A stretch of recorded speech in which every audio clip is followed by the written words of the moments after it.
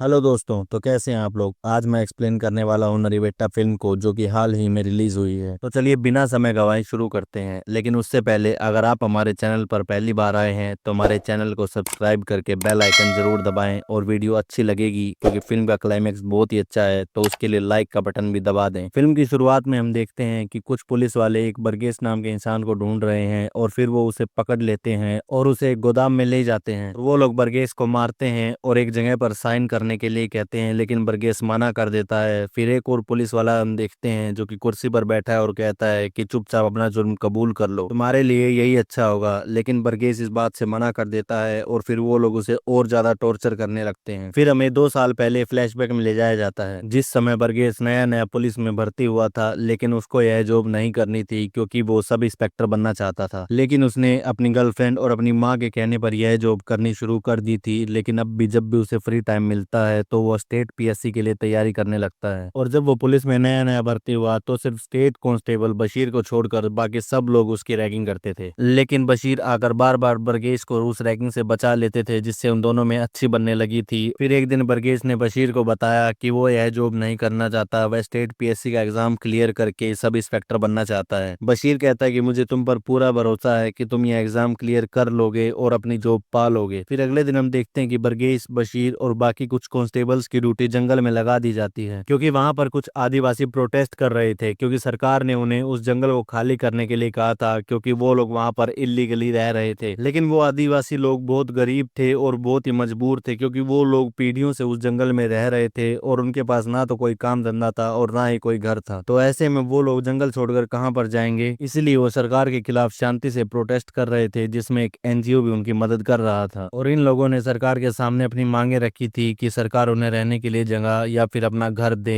और इनको रोजगार भी दे दे। ये प्रोटेस्ट कहीं हिंसा में ना बदल जाए, इसलिए गवर्नमेंट ने कई पुलिस कांस्टेबल्स को वहां पर रिजर्व में रखा था कि अगर आगे चल के इनकी जरूरत पड़ी तो उनको यूज किया जा सके। और इस प्रोटेस्ट को डीआईजी रघुराम जी देख रहे थे, और अब इस प्रोटेस्ट को चलते चलते 7 दिन हो गए थे, और फिर आखिर में मिनिस्टर को वहां पर आना पड़ता है ताकि वो उन आदिवासियों को समझा बुझाकर इस प्रोटेस्ट को बंद करवा सके। और वहां पर आए वो मुख्यमंत्री कहते हैं कि हम तुम सबको वादा करते हैं कि हम तुम्हारी समस्याओं का हल निकालेंगे। लेकिन वहां पर आए एनजीओ के लोग कहते हैं कि इन सबको पहले घर बना कर दीजिए, तब ये लोग यहाँ से हटेंगे, क्योंकि नेता कई बार जनता से झूठे वादे करते हैं और बाद में उन्हें पूरा नहीं करते। इतना कहकर वो एनजीओ वाले वहां से चले जाते हैं, और फिर हम देखते हैं कि अगले दिन वहां पर कमांडोज आ जाते हैं, जिसे देखकर बर्गिस को थोड़ा अजीब लगने लगता है। बर्गिस को यह समझ नहीं आता कि इतने छोटे से प्रोटेस्ट के लिए यहाँ पर कमांडोज को क्यों बुलाया गया है। और फिर हम देखते हैं कि रघुराम जी सबको बता रहे हैं कि हमें खबर मिली है कि इस प्रोटेस्ट के पीछे कई सारे माओ संगठनों का हाथ है, क्योंकि बिना बाहरी सपोर्ट के इतने वेल ऑर्गेनाइज तरीके से ये आदिवासी प्रोटेस्ट नहीं कर सकते। और हमें यह भी खबर मिली है कि इन आदिवासियों के पास कई सारे हथियार हैं, तो हमें जंगल के और अंदर जाना होगा और माओवादियों के छुपे हुए ठिकानों को ढूंढना होगा। फिर अगले दिन हम देखते हैं कि वो लोग टीम बना लेते हैं, जिसमें एक कमांडो और एक पुलिस वाला होगा, और वो लोग जंगल के अंदर जाने लगते हैं। और फिर बर्गिस और बशीर एक एक कमांडो के साथ जंगल के अंदर जाने लगते हैं, और फिर बर्गिस कमांडो के साथ जंगल के और अंदर जाता है तो उन्हें एक घर दिखता है। फिर वो लोग उस घर के अंदर जाते हैं जहां पर उन्हें बोरियां दिखती हैं, और फिर बर्गिस उन बोरियों को चेक करता है जिनमें सिर्फ अनाज निकलता है, लेकिन वहां पर तो एक भी हथियार नहीं था। और फिर शाम को बर्गिस उस कमांडो के साथ वापस बेस पर आ जाता है। फिर बर्गिस को पता लगता है कि बशीर और वो कमांडो वापस नहीं आए हैं, जिसके बारे में वो रघुराम को जाकर बताता है। और रघुराम कहता है कि तुम फिक्र मत करो, वो लोग सुबह तक वापस आ जाएंगे। फिर अगले दिन सुबह होते ही बर्गिस वॉकी टॉकी से बशीर से बात करना चाहता है, लेकिन सिग्नल ना होने के कारण उसकी बात नहीं हो पाती। और फिर बर्गिस जब अपनी ड्यूटी कर रहा था तब वो देखता है कि एक आदिवासी बच्ची के पास एक वॉकी टॉकी है। बर्गिस को लगता है कि वही वॉकी टॉकी है जो कि बशीर के पास था, और वो जाकर सीधा रघुराम को बताता है। और रघुराम कहता है कि तुम उस बच्ची के पिता को चुपचाप मेरे पास ले आओ, लेकिन ध्यान रखना कि बाकी लोगों को इस बारे में ना पता चले, वरना यहाँ पर हंगामा हो जाएगा। फिर बर्गिस वैसा ही करता है और वो उस बच्ची के पिता को चुपचाप उठाकर अपने बेस में ले आता है। फिर वो लोग उसे बहुत मारते हैं और कहते हैं कि बताओ ये वॉकी टॉकी तुम्हारे पास कहाँ से आया। और वो आदिवासी कहता है कि मुझे सच में इस बारे में कुछ नहीं पता कि वो वॉकी टॉकी उसकी बेटी के पास कैसे पहुंचा। और फिर बर्गिस उससे बशीर के बारे में पूछता है और कहता है कि बताओ तुमने बशीर के साथ क्या किया, लेकिन वो आदिवासी एक ही बात कहता है कि उसे उस बारे में कुछ भी नहीं पता। फिर उन लोगों को मजबूरी के कारण उसे छोड़ना पड़ता है। फिर थोड़ी देर बाद हम देखते हैं कि बशीर के साथ जो कमांडो गया था वो जख्मी हालत में वापस आता है, लेकिन बशीर अब भी वापस नहीं आया था। फिर रघुराम बशीर को ढूंढने के लिए एक सर्च टीम बनाता आते हैं और वो बर्गिस को भी उसी टीम में डाल देते हैं। फिर बर्गिस उस टीम के साथ जंगल में बशीर को ढूंढने के लिए जाता है और उसे थोड़ी दूर चल के बशीर एक लकड़ी की चेयर पर बेहोशी की हालत में बंधा हुआ मिलता है। फिर वो बशीर को वहां से उठाने के लिए उसके पास भाग कर जाता है और उसे पता चलता है कि बशीर की मौत हो चुकी है। मतलब ये था कि किसी ने बशीर को मार कर वहां पर उसकी लाश को छोड़ दिया था और फिर वो सर्च टीम बशीर की लाश को वापस उस बेस में ले आती है। फिर डीजीआई बर्गिस को कहते हैं कि जरूर ये काम माओवादियों का है और ये आदिवासी भी उनके साथ मिले हुए हैं, हमें जल्द से जल्द कुछ करना होगा वरना हमारे सारे पुलिस वाले एक एक करके मरते रहेंगे। फिर बर्गिस उस कमांडो के पास जाता है जो बशीर के साथ उस जंगल में गया था